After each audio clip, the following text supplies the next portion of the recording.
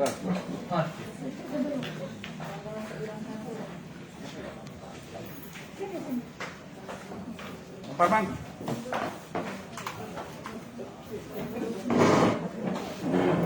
Sebab kotanya agak diincar uang cak ya. Agak seksi kan? Agak seksi. Iya.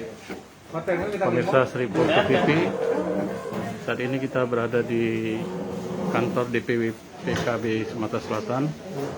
Telah bertemu dengan Ketua DPW PKB Sumatera Selatan, Dr. Agus Salman Hodan, serta jajaran yang akan membahas rencana Muscap Partai Kebangkitan Bangsa se-Sumatera Selatan.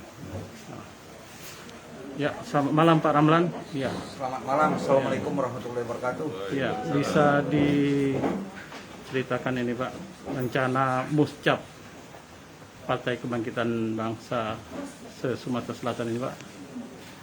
Insya Allah tanggal 26 nanti musyawarah cabang se-Sumatera Selatan akan dilaksanakan dan langsung dibuka oleh Ketua Umum secara serentak virtual dan secara virtual oleh Ketua Umum Gus Amin.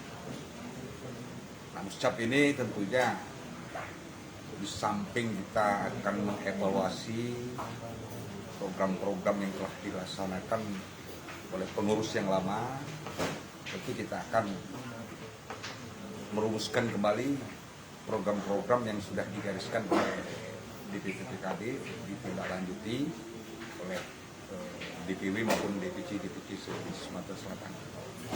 Ada dua hal yang penting dalam rangka Muscap di 2021 ini. Yang pertama, kita akan menyeragamkan periodisasi kepengurusan di tingkat kabupaten seluruh Indonesia. Yang kedua, kita dalam rangka menghadapi pemilihan presiden dan pemilihan legislatif di 2024 yang akan datang.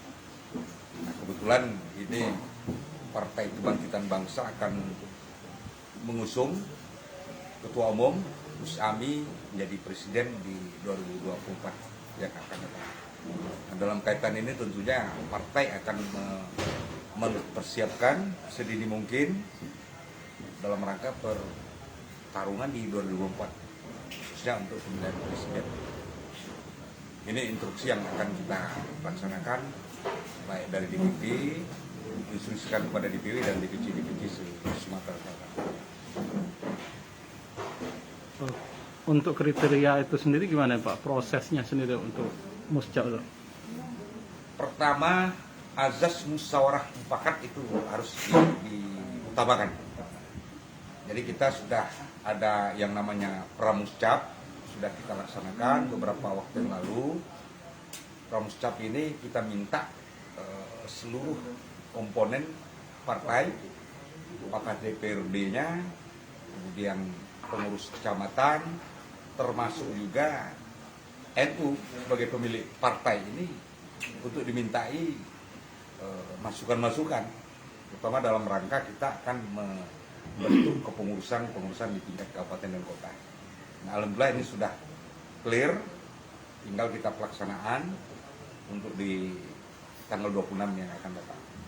Ada yang baru, ada juga yang pengurus lama ini masih bertahan, tentunya sesuai dengan musyawarah yang dilakukan oleh tingkat kabupaten dan kota.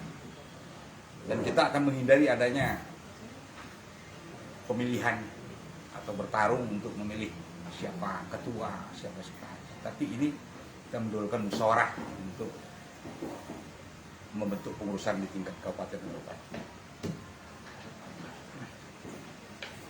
Terima kasih Pak Ramlan.